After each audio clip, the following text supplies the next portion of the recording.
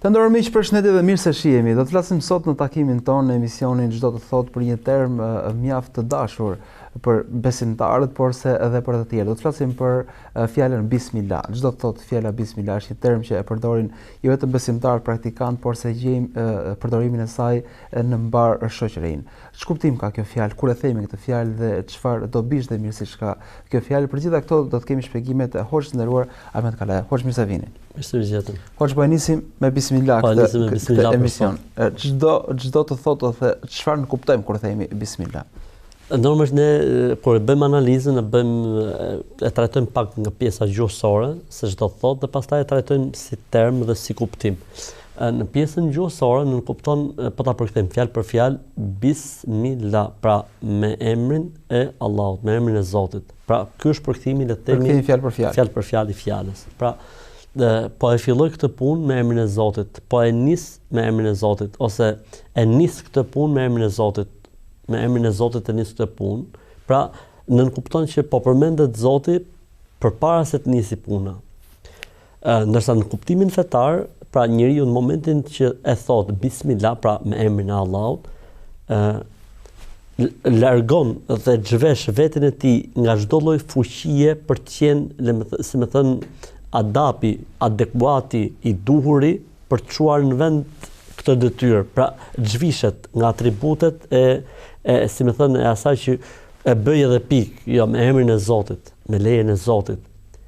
Kërkoj bekimin e Zotit, kërkoj ndihmën e Zotit. Unë jam shumë i dobët, jam shumë i vogël, siç tha pejgamberi alayhis salam në një rast, tha: "O Zot, ta mos më lër të mbështetem tek vetja ime, tek fuqia ime, as aq sa hap dhe mbyll syt." Pra në momentin që ju beson se ai mund të çojë diçka deri në fund, ai mund të bëjë diçka, këtu domethënë ka rënë në një, le të themi, në një gabim shumë të madh në raportet e tij me se si duhet ta konceptoj krijuesi, si duhet ta konceptoj Zotin. Wallahu khalaqakum wa ma ta'malun. Zoti është ai i cili ju ka krijuar juve dhe çdo gjë që e bëni ju, pra është e menaxhuar, e krijuar dhe është në dorë të Zotit. Kështu që njeriu, domethënë, e nis punën në përgjithësi me bismillah. Pse? Sepse ai e di që është shumë i dobët për ta çuar deri në fund dhe kërkon prej Zotit ndihmë, dhe kur përmendet Zoti, dhe kjo është gjëja më e bukur që ka emri i Allahut kur përmendet, është fakti që kur përmendet emri i Zotit vetëm se mbarësi dhe bekim ka. Pra ne kur bëjmë një punë dhe themi bismillah, dhe aty po themi shpresojmë që të na heci mbar kjo punë, të mos na gjë e keqe. Fjala bismillah, thënia e kësaj fjale, i jep mbarësi realisht punës tonë? Absolutisht, sepse ti po kërkon bekimin e Zotit. Ka dhe gjë të bukur thënia bismillah. Edhe nëse nuk realizohet puna, do të thotë se nuk ka qenë e hajrit. Pra ne nisim me bismillah, po nuk realizojmë dot. Nuk e realizojmë. Atë nuk ka qenë e hajrit. Do të thonë nuk ka qenë adekuate, nuk ka qenë e duar, nuk është në të mirë të njeriu që nuk është realizuar. Ka urtësi edhe nëse projekti nuk realizohet. Absolutisht. Puna nuk kryhet. Sepse ti kur e ke nisë me emrin e Zotit, gjithmonë kur bëhen shkaqet, gjithmonë si thot populli kur i bëhet yzmeti, kur i bëhet se ti mund bësh bismillah dhe shkon provim pa mësuar për shembull, dhe thon bismillah gjithë ditën dhe gjithë natën. S'ka lidhje. Ama nëse ti me të vërtet ke mësuar, i ke bërë sebepet dhe shkon në provim ulesh bismillah, në dorë të Zotit ke për të pas sukses. E kundërta një personi i cili thotë unë kam mësuar gjithçka e bëj vet, edhe mund ta trajtoj vetvetja e tij. Pra Zoti mund ta lej në fuqinë e tij, dhe kë Zoti e lën në fuqinë e tij, nuk ka përcjellje sukses. Edhe nëse ka sukses, ajo do të jetë sprovë për të. Edhe nëse nuk realizohet kur e bën me bismillah, do të thotë se është thjesht një sprovë. Pra nëse nisemi mëngjes, ndezi makinën, themi bismillah, makina nuk ndizet. Zakonisht kur nuk kemi thënë bismillah, makina na është ndezur. Do thotë ka urtësi se nëse do ishte ndezur ajo makinë, mund të ishte po themi objekt aksidenti apo i problematikave tjera. Absolutisht, po ka urtësi, ose mund të jetë një sprovë për ne, që do thotë, ora, po si ka mundësi kur nuk bëj bismillah, nizet, dhe kur bëj bismillah nuk nizet, dhe fillon njeriu ngacmohet në çështjet e besimit tim. Ka situata të tilla, për shembull. Ndodh për shembull që njerëzit shkojnë tek filan, në thonjë za, gjithmonë, vendi mirë, dhe aty shërohen. Ndërkohë që feja thot vetëm Zoti, sebepet e vërteta vajten në spital, analizat e tjera. Po si ka mundësi? Kjo është një sprovë. Pra Zoti më vën provë që ti do të besosh tek Zoti, besosh tek. Pra, a do ta shesësh marrëdhënien me Zotin për një interes, a u ndez makina apo s'ndez makina? Në një rast kush e vendos një hajmali, tha Zoti do të heqë dorë prej tij dhe do ta lër në kujdestarinë e hajmalisë. Mirë, po ka njerëz që kur kanë vënë hajmali janë shëruar nga problemi që kanë pas. Kjo është sprovë. Siç tha Zoti për shembull për me lajket në Kur'an, që tha Zoti i Madh në surën Al-Baqara faqe 16 kur foli Zoti për engjëjt e parë që kanë zbritur në tokë për çështjen e magjisë, gjithmonë flasim, o ma yu'allimani min ahadin hatta yaqula inna ma nahnu fitnatun fala takfur. Nuk ja mësonin askujt magjin derisa ti thoshin si fillim.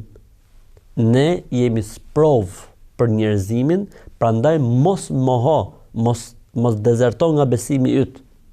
Mos dezerto nga besimi yt. Pra, engjëlli erdhi nga Zoti për të mësuar njerëzve magjin. Por i thoshte, dëgjoj, po e mësove do të dezertosh nga Islami, nga feja, nga besimi që ti ke. Dhe njeriu me koshiencë pranonte që të dezertonte. Kjo është një sprov. Kështu që ndodh ndonjëherë, edhe në duat tona. Ndodh ndonjëherë që s'na pranohen duat. Po Zoti e din urtësinë se nuk ka shpër. Ndoshta nuk ka qenë me hajrit. Ndoshta Zoti do të shohë ne e prishim zemrën me Zotin apo jo? Mërzitemi me raportet tona me Zotin apo jo? Ka shumë njerëz që thotë kam bërë dua, për shembull është një lutje. Kush e bën lutjen e Yunusit alayhis salam, Zoti do t'ia pranojë duan. Ose është lutja për shembull, ai lutje që thuhet në fund të namazit. Allahumma inni as'aluka bi'annaka anta Allahu alladhi la ilaha illa anta al-ahad as-samad alladhi lam yalid. Thot fut aty duan aty ku dëshirën dhe bën dua, pranohet. Kështu po unë e bona s'mu pranu. Urtësia e Zotit, mund Zoti ta kompensojë me një formë tjetër. Ndoshta Zoti as nuk ta plotson, as nuk ta kompenson, po ta jep shpërblimin botë. Urtësitë e Zotit ne nuk e dim. Por me situata të tilla matet edhe kapaciteti dhe, si më thon, fuqia e besimit njeriu. Ndërkohë, pothuajse çdo sure e Kuranit fillon me Bismillah. Ku qëndron e veçanta, ku qëndron urtësia, për çfarë ka nevojë fjala Bismillah këtu për lexuar fjalën e Zotit, për çfarë ndihmë ose për çfarë? Të gjitha surat e Kuranit fillojnë me Bismillah përveç surës At-Tauba. Është një sure në Kuran që nuk fillon me Bismillah. Pra Bismillah në Kuran është 114 herë. Atëherë që mungon në surën Tauba është përmend në surën An-Naml, innahu min Sulejman wa innahu bismillahir rahmanir rahim. Një letër e hartuar nga vet Sulejmani alayhis salam, bekimet e Zotit qofshin mbi të, e cila fillonte me Bismillahir Rahmanir Rahim, me emrin e Allahut, të gjithëmëshirshmit, mëshiruesit, ose mëshirëplotët, mëshiruesit. Nuk ka problem se si përkthehet si fjalë. Pra mund të thuash i gjithëmëshirshëm, mund të thuash mëshirëplot, mëshirues, ose mund të thuash mëshiruesit, mëshirëplotit. Janë rrahin tek e njëjta gjë, sepse do të analizojmë edhe Bismillahir Rahmanir Rahim si fjali e plot. Pastaj përmendet në të gjitha surat e Kuranit, përveç se tek sura At-Tauba, e cila është një sure e cila flet mbi kanonet ose ligjet e luftës në Islam, si më thon kodi i luftës në Islam, për këtë arsye dhe domethënë nuk është përmend Bismillahir Rahmanir Rahim, me emrin e Allahut gjithëmëshirshëm, ndërkohë që aty do të flitet se si zhvillohet, në cilat situata, në cilat rrethana, cilat janë kriteret e tjera, domethënë këtu është gjë tjetër, këtu bëhet fjalë për drejtësi dhe nuk bëhet më fjalë për mëshirë. Për këtë arsye dhe nuk është nisur me Bismillahir Rahmanir Rahim, po është direkt bara'atun min Allah, distancim nga Zoti dhe i dërguari i tij ndaj idhujtarëve. Pa duhet të ketë patjetër një lloj distancimi mes nesh edhe atyre, nuk mund të jemi koktel, nuk mund të jemi me emrus përbashkët. Duhet patjetër një distancim, bara'a. Ardhja e Bismillahir Rahmanir Rahim në çdo sure ka dy gjëra. E para, ne sa herë që lexojmë sure Kur'ani kërkojmë bekimin e Zotit. Pra vazhdon e njëjta linjë. Pra kërkojmë bekimin e Zotit për leximin dhe kuptimin e asaj. Sepse ti mund ta lexosh, por nuk përfiton prej leximit, me kuptimin nuk të bën dobi. Kështu që nuk realizon atë që don, sepse Kur'ani nuk lexohet vetëm për adhurim. Kur'ani lexohet për shërim. Kur'ani lexohet për dhikr, Kur'anin mund ta përdorësh për dua, sure të caktuara. Kështu që me Bismillah duhet nis patjetër. Arsyeja e dytë, tregon njëri për shokët e profetit, Bismillahir Rahmanir Rahim, kur zbriste Bismillahir Rahmanir Rahim nëpërmjet Xhibrilit mbi profetin alayhis salam, ne kuptonim se sureja ka mbaruar dhe po fillon një sure tjetër. Pra çdo sure ndahej, si më thon kufiri ndarës me sureve ishte pikërisht fjala Bismillahir Rahmanir Rahim. Ndërkohë, ne zakonisht e dëgjojmë Bismillah. Ndërkohë që në Kur'an dhe në dua të ndryshme është Bismillahir Rahmanir Rahim. Jo gjithmonë. Si thuhet? Mjafton vetëm Bismillah apo duhet të plotësohet me Nëse thuhet Bismillahir Rahmanir Rahim është okay, është mirë, po faktikisht ajo që kërkohet, domethënë në situata të caktuara është vetëm fjala Bismillah. Për shembull, le të themi Kur njeriu futet në xhami, thot bismillah, jo bismillahirrahmanirrahim. Kur del nga xhamia, thot bismillah, nuk thot bismillahirrahmanirrahim. Kur nis abdesin, thot bismillah, nuk thot bismillahirrahmanirrahim. Kur bën kurban, thot bismillah dhe nuk thot bismillahirrahmanirrahim. Kur futet në banjo, thot bismillah dhe nuk thot bismillahirrahmanirrahim. Në marrëdhënien e tij me bashkëshorten, në shtrat, thot bismillah dhe nuk e plotson, pra nuk e thot bismillahirrahmanirrahim. Pra jo gjithmonë bëhet e plot, njeriu mund ta thot plot, nuk ka asnjë problem, por ka, si më thënë, situata të saktuara, siç i përmendon, që bëhet vetëm bismillah dhe nuk bëhet bismillahirrahmanirrahim. Pra kjo ka qenë tradita dhe praktika profetike në këto situata, ka thënë vetëm bismillah. Po. Ajo që unë do të këshillohet, mësome që jemi në rastin e bismillahirrahmanirrahim, edhe në rastin e bismillah, është mirë që njeriu në çdo moment të ditës dhe të natës për çdo lëvizje që bën, le të bëj bismillah. Sepse bismillah ti po kërkon bekimin e Zotit, po kërkon që emri i Zotit të ketë efektin e vet. Pra emri i Zotit, kur themi vet Allahu xhalla xhelalu, të ketë efektin e vet në këtë gjë që po ndodh, në këtë gjë. Për këtë është mirë të edukojmë edhe bismillah, se ashtu kur fillojmë ushqimin. Pra bismillah jo bismillahirrahmanirrahim. Pra në 7 raste ku thuhet bismillah dhe nuk thuhet bismillahirrahmanirrahim. Ti në të gjitha këto lloj situatash kërkon bekimin, mbarsinë, kërkon suksesin prej Allahut.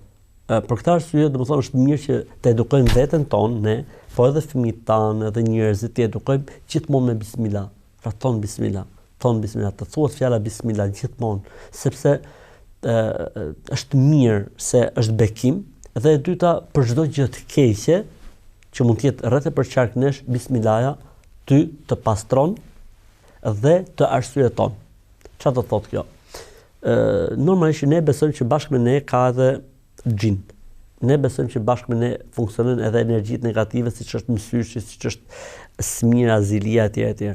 Në momentin që njeriu ulet diku apo ngrihet apo prezanton diku pa përmend emrin e Zotit, ka shumë premisa dhe gjasa që të dëmtojmë diçka apo diçka ta dëmtoj, siç është mysyshi. Në momentin që ne bëjmë bismillah, automatikisht kemi bërë për rreth vetes tonë, si më thënë, një lloj mbroje që një arsye më shumë, një lloj vaksine për të ruajtur dhe për të mbrojtur.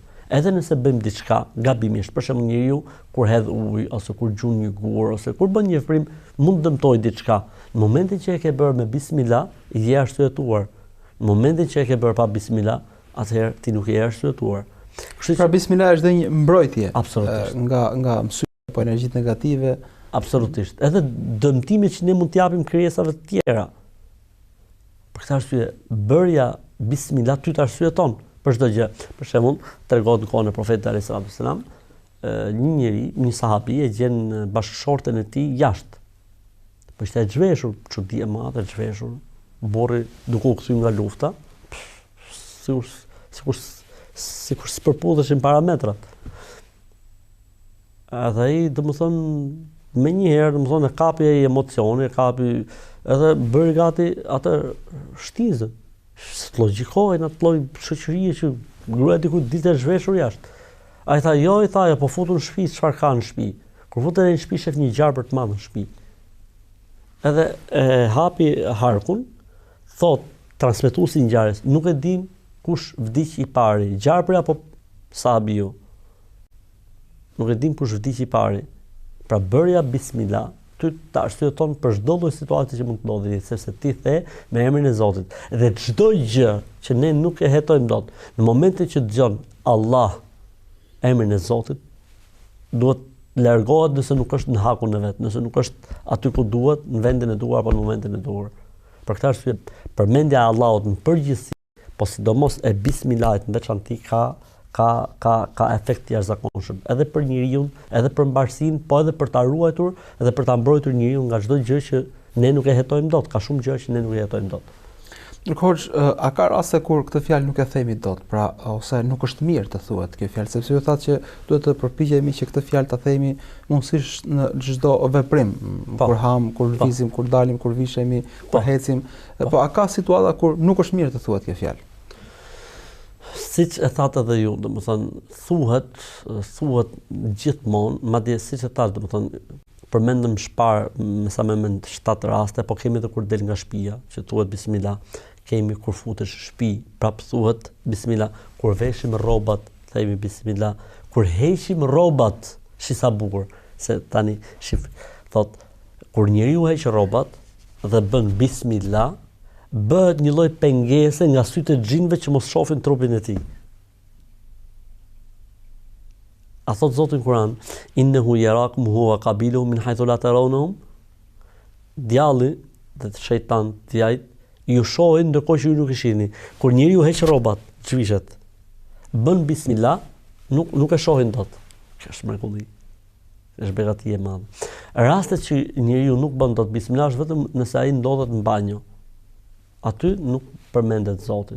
Dhe në këtë rast nuk thuhet pra fjala bismillah, për ndryshe gjithmonë duhet thënë bismillah. Në çdo lëvizje, në çdo lloj situate, në çdo lloj gjendje, përmendja e Zotit, bërja bismillah sa herë ulë, sa herë ngri, gjithmonë sa më shumë ta përmendësh Zotin, aq më mirë është. Shpesh në disa, po themi, ambiente, shpesh tualeti është bashkë edhe me vendin ku lajme po marrim abdes. Edhe është kjo dilema që a quhet, po themi, a quhet banjo e gjithë hapësira apo po themi brenda banjës ka disa, po themi, disa vende. Pra a mund të bëhet bismillah aty? Ka interpretime, faktikisht nëse ajo pjesa e banjos është e mbyllur totalisht, pra siç ndodh sot që mbyllet me kapak, derët e ujit mbyllet me kapak, ka interpretime. Faktikisht nuk janë interpretime që mua më ngrojnë zemrën. Njeriu, unë mendoj që në momentin që futet në banjo, është në banjo dhe nuk mund ta përmendë Zotin dhe nuk mund të lexojë Kur'an, edhe nuk mund të falet aty. Sepse ata që thonë quhet me banjo po u mbyll, atëra bën më u fal aty? A bën me lexu Kur'an aty? Absolutisht jo. Atëherë dhe thënë. Pra do të jetë dy hapësira të ndara. Po ndërkohë ku mund ta themi bismillah, sepse abdesi është. Atëherë, nëse kemi vetëm dush, një dhomë për dushin që nuk ka në të banjo, nuk ka asnjë problem, thuhet bismillah kur merr gusul apo kur merr abdes. Ama nëse është edhe banjo nevojtoria, domethënë aty, atëherë ne nuk mund ta themi. Po çfarë bëjmë në këtë rast për shkak sepse ka një hadith që thotë ai njeriu që nuk bën bismillah kur merr abdes, s'ka abdes, pra nuk e ka abdesin e plot. Atëherë themi po, në këtë rast nuk e thot dot. Po atëherë çfarë bën? Në këtë rast e thot me mend. Pra e mendon fjalën bismillah dhe fillon abdesin. Pra ka një vetdije se po e fillon me emrin e Zotit, por nuk e shqipton. Sepse ka diçka, domethënë, përmendja e Zotit quhet përmendja e Zotit kur bëhet me gojë. Përveç se nëse njëri ka të pamundur. Siç ndodh për shembull, do të falësh namaz, po nuk flet dot. Falesh me mend. I mendon të gjitha veprimet edhe pse je i shtrirë për shemb. Kështu që edhe në këtë rast, domethënë kur jemi në banjë nuk themi bismillah, po e mendojmë fjalën bismillah dhe e fillojmë abdesin. Ndërkohë gjithashtu na ndodh shpesh që të harrojmë ta përmendim këtë fjalë në veprimet tona dhe gjatë rrugës, pra morëm duke i qendruar ti shembullit të makinës, pra nisemi dhe për nxitimit harrojmë të themi bismillah. Jemi kujtuar gjatë udhëtimit që kemi harruar të fjalë. Ose të kushimi. Në shumë raste ka dhe hadith pejgamberit alayhis salam. Çfarë bëhet në këto raste? Kur njeriu harron, është i falur dhe i toleruar, sepse harresa është e falur në Kur'an, pra ka një ajet kuranor të veçantë i cili tregon se harresa është e falur nga Zoti i gjithësisë, pa me kuptimin Rabbena la tu'akhidna in nasina wa akhtana, o Zot, mos na ngarko me mëkat nëse ne gabojmë ose harrojmë. Pra gabimi dhe harresa është e falur. Në këtë rast bëjmë bismillah kur të kujtohemi. Për shembull, jemi nisë me makinë, kujtohemi rrugës, atëherë themi bismillah. Aty kur kujtohemi bëjmë bismillah.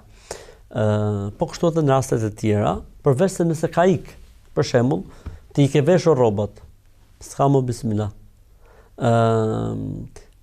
Si më thon ti ke mbaruar, atëherë s'ka më. Ama nëse je, për shembull thot pejgamberi sallallahu alajhi wasallam, kur futeni në shtëpi thot përmendni emrin e Zotit, sepse në momentin që njeriu kur futet në shtëpi përmend emrin e Zotit, djajt që shoqëroi njeriu, flasin njëri tjetrin, stop, se përmend emrin e Zotit.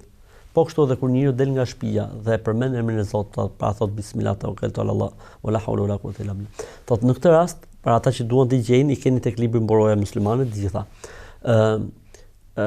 Shejtanët i thonë njëri tjetrit, lërni këtë se ky është mbështet Zotit edhe ja ka dorëzuar çështjen e tij Zotit. Në ushqim, tha pejgamberi sallallahu alajhi wasallam, nëse dikush është duke ngrënë për jush dhe harron, bëj bismillah në fillim, atëherë le të thot bismillahi awwalahu wa akhirahu, ose bismillahi awwalihi wa akhirihi, pa awwalahu wa akhirahu. Bismillah në fillim, edhe tani në këtë moment, pra në fund që jam tani. Kështu që bëm bismillah për fillim edhe për fundin, ku po fillon tani. Kështu që në këtë rast thuhet në këtë formë. Por nuk bëhet kjo si më thon analogji në raste të tjera. Për shembull, unë po shkoj për Shkodër dhe rrugës u kujtova që s'kam bërë bismillah. Nuk themi dot bismillah awwali wa akhiri, sepse nuk ka argument. Po çfarë themi bismillah? Atë që e harrum, e themi tani bismillah. Hoxha, bëjmë shkutje të shkurtër dhe rikthehemi sërish të pikërisht kësaj fjale pas pak. Ndërmiq, shihemi në pjesën e dytë pas pak momentesh.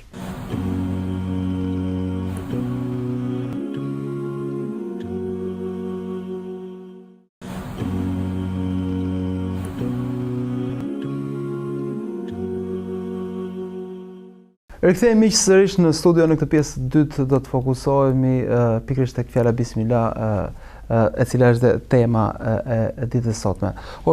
Disa persona, si për të kërkuar bekimin e Zotit sa më tepër, e përmendin këtë fjalë shumë herë, pra për të bërë veprim e thon 3 herë bismillah, bismillah, bismillah.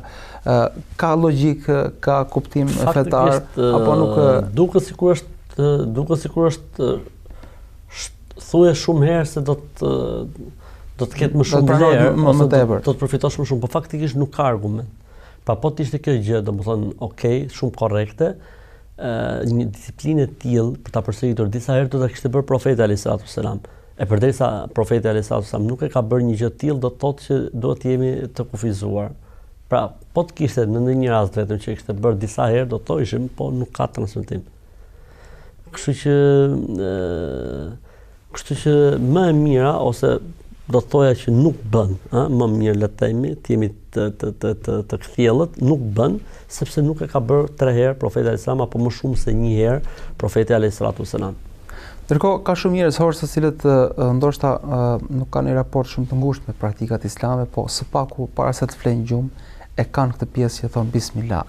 Çfarë, po themi, çfarë rëndësie ka, çfarë vlen kjo fjalë para se të flem gjumë, i cili është një moment në cilin ne nuk do bëjmë asnjë veprim, sepse gjumi është lloj pasiviteti i plot, nëse më themi kështu. Dhe çfarë vlere ka faktikisht kësaj fjalë? Ne themi nuk po bëjmë asgjë, po faktikisht në gjumë ndodhen shumë procese fiziologjike për njeriu, sidomos nëpër shpirtin e tij, që është gjumi, qetësia dhe si më thënë një lloj shkëputje jo e plot, po e pjesshme mes shpirtit dhe trupit. Për këtë arsye edhe është traditë e profetit alayhis salam që njeriu kur shtrihet për fletur gjumë thot bismillah. Pra, ta përmendin Zotin, e para gjë, e dyta gjë, nëse njeriu thot në një transmetim flen me abdes edhe përmend Zotin kur flen gjumë, në çdo fije flokut të tij, një melek lutet për të dhe bën dua për të. Kështu që thënia bismillah edhe kur flen gjumë, edhe kur çohemi prej gjumi, edhe kur vishemi, edhe kur zhvishemi. Pra, është madje edhe kur gjërat nuk na shkojnë mirë, prap duhet të themi bismillah. Për shembull, kemi një rast që profeti alayhis salam po ecte me njërin prej shokëve të tij dhe kafsha, si më thonë, u rrëzua. Dhe ai tha, mallkuar qoftë shejtani. Tha profeti alayhis salam, kur ti thua mallkuar qoftë shejtani, ai zmadhohet, bëhet i madh. Sistemin e drejtë, mor drejtë. Tha profeti alayhis salam, ai bëhet i madh. Po të kishe thënë bismillah, shejtani do të zvoglohej sa një miz. Kështu që edhe kur nuk shkojnë punët mirë, do të thonë nuk duhet të mallkojmë, nuk duhet të themi bismillah, bismillah, bismillah, për të qetësuar veten edhe për mbarësi. Ndërkohë, hoç, me fëmijët që janë të vegjël, janë foshnjë dhe cilët mundohen që të ushqehen apo të hanë diçka, a mund të themi ne bismillah për ta, pra si është kjo pjesa? Vlla, do të thonë puna e fëmijëve, ata janë 2 faza, le të themi, fazë që nuk i kapin dot gjërat, siç janë fëmijët e vegjël, dhe faza, le të themi, 6 vjeç, 7 vjeç e lartë që ata i kuptojnë. Në këtë moshë ne duhet të edukojmë fëmijët që thon bismillah, në mënyrë që kur të rriten, pra të arrin moshën e pubertetit, moshën e faljes, moshën e obligimit të faljes, moshën e detyrimit të padiskutueshëm të faljes, pra kemi edukim për faljen që është 7 vjeç, kemi obligim të faljes që është 10 vjeç dhe kemi detyrim, si më thënë, domosdoshmëri të faljes që është mosha 13, 14, të jetë bërë edukat. Ka ndodhur kohën e profetit alayhis salam, kanë qenë ul në një sofër, edhe një djalosh tregon, thot, dora ime thot lëvizte tek ajo tepsia duke zgjedhur si fëmijë e vogël. Dhe profeti që i tha: "Ja bunej, o bir, semmillahe, përmende Allahun, pra thuj bismillah, wa kul bi yaminike, ha me dorët e djathtë, wa kul mimma yelik, dhe ha nga pjesa që ke përpara." Pra profeti Islam le të themi djaloshin apo këtë fëmijën e mësoi dhe edukoi që duhet përmendi Zotin, duhet haj me të djathtën dhe duhet haj tek pjesa e tij, pra tek pjesa e vet. Ka një gjë të bukur gjithashtu për ushqimin. Kur njeriu bën bismillah, Zoti ushqimin ja kthen në bekim. Kur njeriu nuk bën bismillah, domethënë nuk i kthehet ushqimin në bekim, madje domethënë ka një lloj anoreksi, një lloj oreksit të çorganizuar, të problematik. Kështu që bërja bismillah faktikisht ka bekim aty, domethënë ai ushqim kthehet në mbarësi dhe në bekim, po edhe njeriu me pak i mjafton për shumë. Nëse në momentin që njeriu nuk bën bismillah, sngopet, i prishën parametrat e të ushqyerit dhe nuk i kthehet ushqimi pastaj në bekim, me që ishte kjo puna e të ushqyerit. Kështu që duhet të edukojmë fëmijët tanë sa herë që pinë, sa herë që han, duhet të edukojmë me thënien bismillah. Duhet të edukojmë me thënien bismillah. Ndërkohë, hoç, ka normalisht dhe raste ku nuk është vetëm fjala bismillah e cila përmbush po themi lutjen ndaj Zotit për të na bekuar diçka. Pra, nëse nuk i dim duat tekstualisht apo arabisht, mund të themi bismillah dhe pastaj lutemi në shqip që o Zot na e bekim në këtë punë, na ruaj nga e keqja e kësaj pune, apo na jep mbarësi, na orienton tek më mira, apo mjafton fjala bismillah. Po the bismillah i ke thënë gjitha. Mund ta thuash dhe shqip, nuk ka problem me emrin e Allahut, me emrin e Zotit. Jo, pasi themi fjalën bismillah, a mund ta plotësojmë pastaj me lutje apo dua? Mund të ndodhin situata të caktuara, po është që të bëhet traditë, është që të bëhet gjithmonë, mbas se të bismillah madhore. Ama nëse është në situata të caktuara, në gjëra të caktuara, nuk ka asnjë problemi. Për shembull, hoxha duke mbajtur një ligjërat, thot bismillahirrahmanirrahim, e bën hyrjen, pastaj thot o Zot bëj këtë takim të bekuar, të mëshiruar, nuk ka asnjë problemi. O Zot na e liro, si më thon, gjuhën që kur të flasim të jemi sa më të kthjellët, nuk ka asnjë problem. Po që të jetë kjo tradit pastaj, sa herë që flet njëri thot një të gjëra, atë është problem. Dhe në përfundim hoç, çfarë nënkupton plotësimi e fjalës bismillah me Rahmanir-Rahim që përmendet ju? Atëherë, bëja siç e tham fillim fare do thot me ism me emrin e Allahut, Rahman, i gjithë mëshirshmi ose mëshirë ploti. Kemi Rahman dhe Rahim. Rahman, ai që mëshira e tij ka përfshirë gjithçka, këtë botë, botën tjetër, besimtarët, jo besimtarët, njerëzit, kafshët, sendet, gjithçka funksionon në sajt të mëshirës së Allahut. Për këtë arsye përkthimi bëhet mëshirë plot ose i gjithë mëshirshëm. Pastaj vjen Rahim, Rahim mëshirues për besimtarët. Do të thonë mëshira e Zotit për besimtarët nuk është si mëshira e Zotit për tjerët. Në këtë botë Zoti mëshiron të gjithë, ndërsa në botën tjetër mënyra se si Zoti do i mëshirojë besimtarët është krejt e veçantë, krejt specifike, si më thonë do të kenë surpriza dhe trajtesa speciale për Zotit të gjithësisë. Hoç, Zoti shpëlbeft për argumentimet dhe shpjegimet me këtë fjalë. Faleminderit dhe ju, Zoti shpëlbeft. Miq, këtu e mbyllim dhe takimin e sotëm, folëm për fjalën bismillah, për kuptimet e saj dhe përdorimin e saj. Zoti ju shpëlbeft që na ndoqët, miru takofshim, kalor sa mirë.